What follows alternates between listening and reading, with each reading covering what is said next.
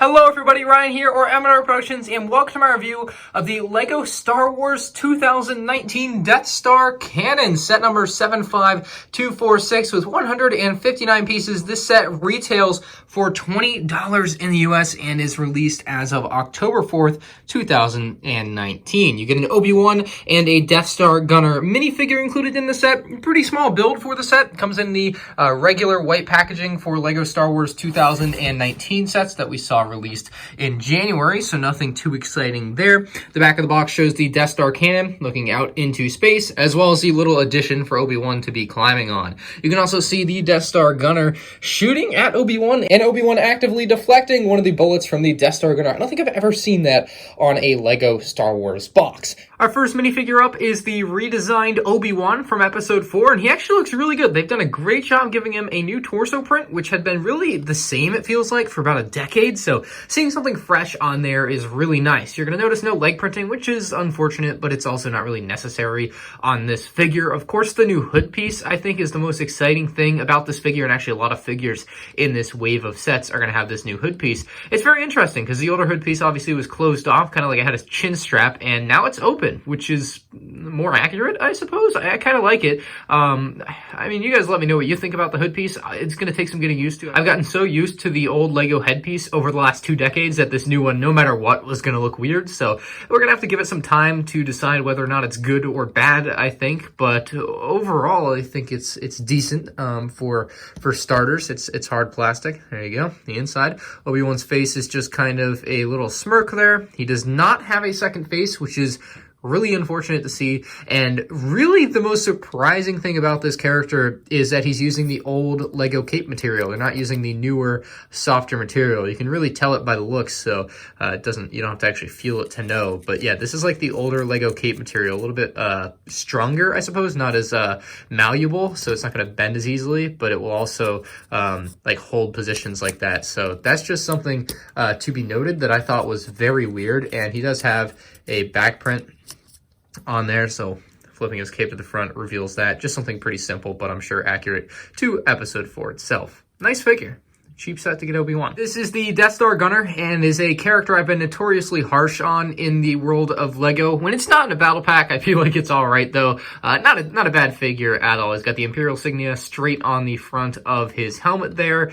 Very nice helmet mold from, I think, 2008 maybe is when this helmet mold actually came around. It's been around for quite a while, unless they made some slight changes to it, but I can't discern those. Anyway, nice torso print, leg print, and everything. Just kind of lines on the torso. You know how it is with these torso prints. It's pretty run-of-the-mill, nothing you're going to really notice as spectacular. And then he's going to have a regular kind of clone or stormtrooper face underneath with a little microphone, which is actually a pretty nice touch. So you can have him communicate with whoever he needs to communicate with. But let's see these minifigs in action. Here is the set with all of the characters, or I guess both of the characters. So we have a couple different things going on here. We have the tractor beam and we have the Death Star cannon with kind of, I guess this would be a, this would kind of have, what would you call it in the Star Wars universe? Basically the shield that keeps the vacuum out of the inside of the Death Star, right? So you have the air inside the Death Star. But anyway, obviously that's not represented here, so you can actually shoot through it and be able to hit things outside the Death Star.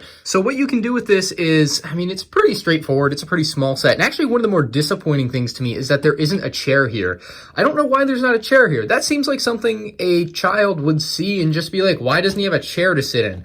To me, it's not even obvious that that's where he goes and that he's even supposed to go there right when you look at it. Like, I had to look on the back of the box to be sure that the figure is actually supposed to sit here. But indeed, he is, even though a chair could have easily fit there. It really doesn't make any sense. I think they had a chair on the 2014 Battle Pack version of the cannon. And here the chair is just inexplicably missing. I mean, obviously you can add your own, not a big deal, but it's, you know, it's one of those small things. When you're buying a premium product, you expect a premium experience, and that's just something I figure I have to note is maybe being the worst part about this set is literally it just doesn't include a chair. Maybe I'm nitpicking, maybe I'm not. It's just something I'm critiquing, all right? Anyway, so you have this cannon. Looks actually very nice. They've done a great job with the design, very intricate. You have the green cone here, which is representing where the cannon would be shooting out of. However, it actually shoots the spring-loaded shooter out from below there, and you can obviously shoot it by pushing down on it. You have a little bit of space here to fit your finger in, and push down on it. You can shoot through the window here out into space at whatever passing ship you have. So if you have like a Lego B-Wing or A-Wing, you can shoot at it. But here you go. If you've never seen a spring-loaded shooter before, this is how it works. You just push on it and it's gone. That thing flew halfway across the room very easily. It does come with a second spring-loaded shooter to reload with. So if you lose one, not the end of the world, thankfully. So that's nice. It does spin very easily as well. Unfortunately, it's going to hit, so you don't get the easiest 360-degree movement. It's not really even possible, but it's still pretty nice. Like, I actually like this cannon. I'm actually pretty surprised. I thought it was going to be way more similar to the one from the Battle Pack. Now, looking at the cannon from the Windows point of view, it actually looks pretty cool as well. I feel like there's got to be a chair for that guy. Oh my goodness, but that is that. Now, if we move over to the tractor beam, which is what Obi-Wan turns off to allow the Millennium Falcon to escape, I believe, and you can have him standing on this pretty small platform, but it's enough for him. So when the tractor beam is on, I suppose you would have it like so, and this little thing here is basically what you push in to make sure this is held up, and now it doesn't stay straight up, it actually kind of leans slightly. It's like the Leaning Tower of Pisa. You know, just a small comparison there, but you pull that back, it'll drop down when you push this down. I mean, this obviously doesn't actually affect that, but for the purposes of play, that's how it would work. And there's also like a little control panel on there, printed, pretty nice piece that we've seen for at least a couple years now, if not longer. This doesn't actually do anything. Now, the whole set's just kind of built on a pretty simple platform, but like that's all there really is to this set.